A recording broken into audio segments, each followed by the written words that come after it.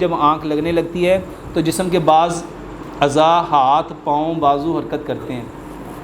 میرے محترم بھائیوں، جب بستر پہ جاؤ نا تو نبی صلی اللہ علیہ وآلہ وسلم نے فرمایا بستر کو جھاڑا کرو۔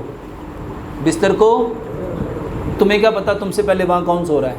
اچھا اگر کوئی ساتھ سو رہا ہوگا اور آپ اس کے ساتھ سو جائیں گے، وہ آپ کو سکون سے سونے دے گا؟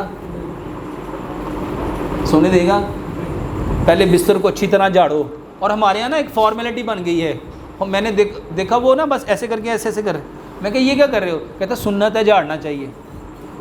تو میں کہ یہ جھاڑ رہے ہو؟ جھاڑنا کسے کہتے ہیں؟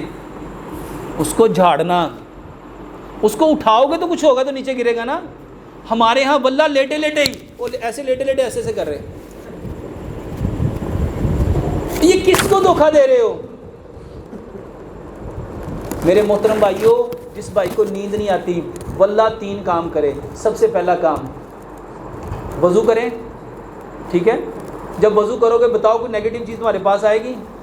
اچھا اس کو نہ سمجھنا ہے، جب ہم وضو ہاتھ دھوتے ہیں ہاتھوں کے گناہ جھڑتے ہیں، کلی کرتے ہیں منہ کے گناہ جھڑتے ہیں، ناک میں پانی ڈالتے ہیں ناک کے گناہ جھڑتے ہیں۔ پورا وضو کر لیا اور وضو کرنے کے بعد جس نے کہا اشہد لا الہ الا اللہ وحدہ لا شریک لہ واشہد ان محمدا عبدہ ورسولہ، اس کے لیے جنت کے دروازے کھلیں گے یا نہیں کھلیں گے؟ اچھا جس کے لیے جنت کے دروازے کھل گئے، کیا اس کو بے چینی ہو سکتی ہے؟ بے قراری ہو سکتی ہے؟ اس کی نیند رک سکتی ہے؟ لوگ اپنے بستر پہ جائے، اپنے بستر کو پہلے جھاڑے اور پھر کیا کرے میرے محترم بھائیوں؟ اپنے ہاتھ جوڑے۔